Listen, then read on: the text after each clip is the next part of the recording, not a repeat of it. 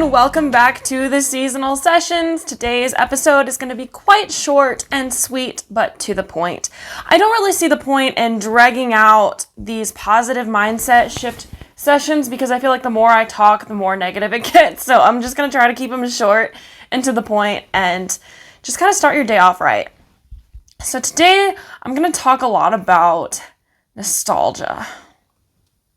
This is why I can't drag it out because give me an hour and I will have told you my entire life story.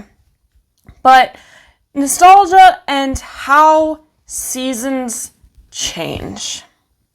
Nostalgia, I've heard, is the most dangerous emotion because it gets us into situations that we shouldn't go back to again. Nostalgia can keep you paralyzed in the past, longing for something that was there, but that you can't go back to. And it keeps you longing and desiring for something that you wish could be. That's why it's the most dangerous emotion and why we should avoid it at all costs. That being said, cold triggers nostalgia.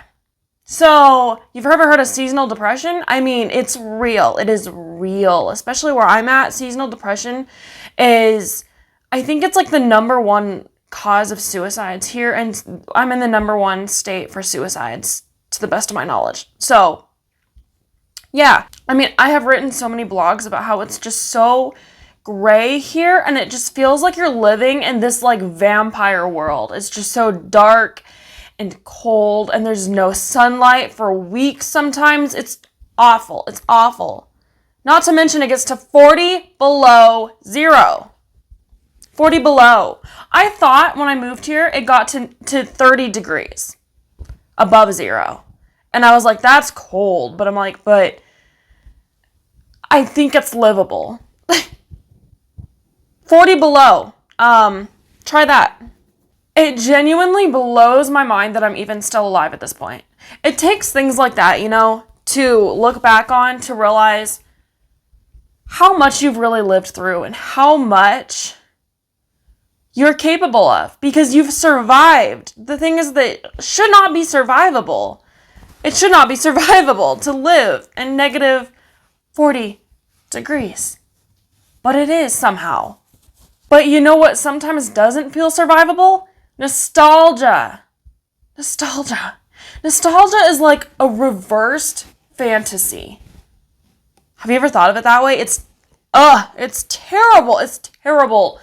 And reversed fantasies are extremely dangerous, again, because it keeps you longing in the past for something that was, instead of desiring something that could be.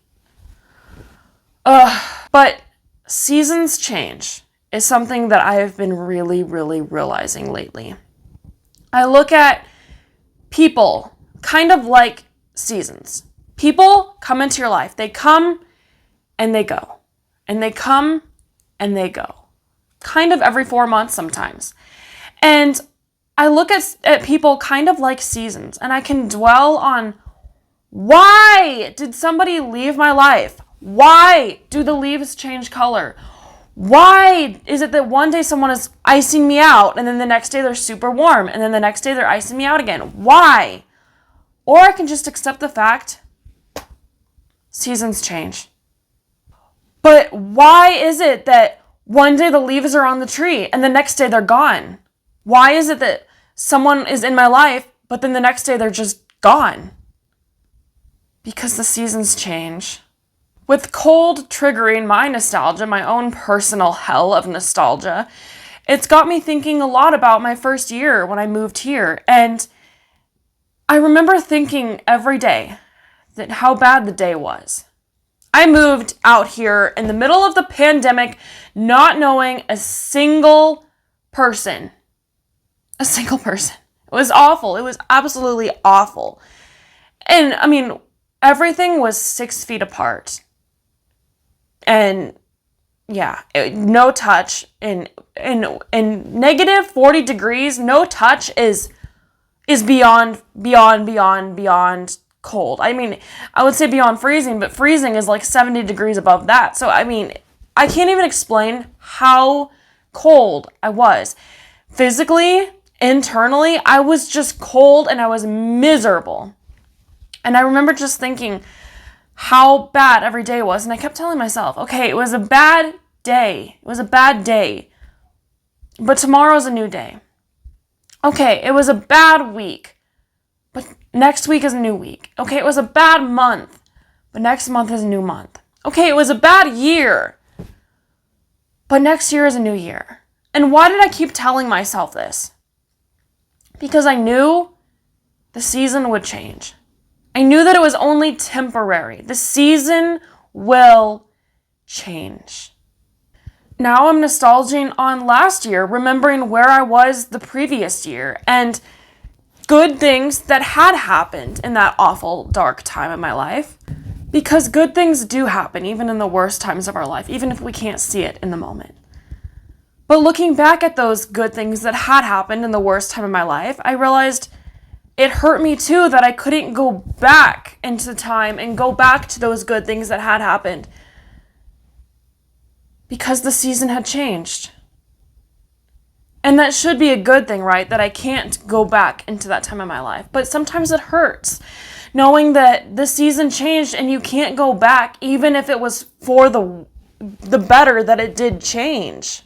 Sometimes when I'm in the dark, lonely winter of my life, as Lana Del Rey puts it, I see such a sad and lonely and miserable life. You know, it's so easy to just get so caught up in just the negative. But then the season changes. And then I see how absolutely incredible my life is. It's vibrant and radiant and just beaming with radiant light. My life is so improcessibly wonderful sometimes. I've come to realize more than 4 seasons. My life is made up with more than 4 montages of moments. Moments I've experienced with different people. Because even people too come and go like seasons. People come and go like leaves on trees, but I am my own roots. I stay grounded through each season and breeze of people who come my way. Sure, my leaves might fall off sometimes. My branches might shake a bit, but I stay grounded because I am planted where I'm at. I've learned not to expect the stability of seasons, but to accept the changing of seasons as montages of moments. And the lessons I've learned through each season still remain. For winter, the most brutal of seasons can still be beautiful. For spring, the roots that keep me planted are mine and they keep me stable. For summer, the most precious and crucial moments I have experienced are mine to cherish. For autumn, the best seasons we should crop into our own memory to make it through the drought. Selfishly, it's all mine, and other people come and go because they shouldn't stay where my roots grow. And I go through each season, the winter storms, the autumn falls, the summer heat, the spring rebirths. There are planting seasons, watering seasons, plowing seasons, harvesting seasons, and seasons to enjoy the fruits of your labor. Not every season is a season of increase, but if we had one without the other, we wouldn't be prepared. All of these different seasons and moments make up my story, and my story is so damn beautiful. I have had seasons where I have lost everything, but I still remain standing strong. I have had seasons of overabundance. I have lived a life to the absolute fullest because I too have truly lived and truly died. And I too will blossom once again when the seasons change.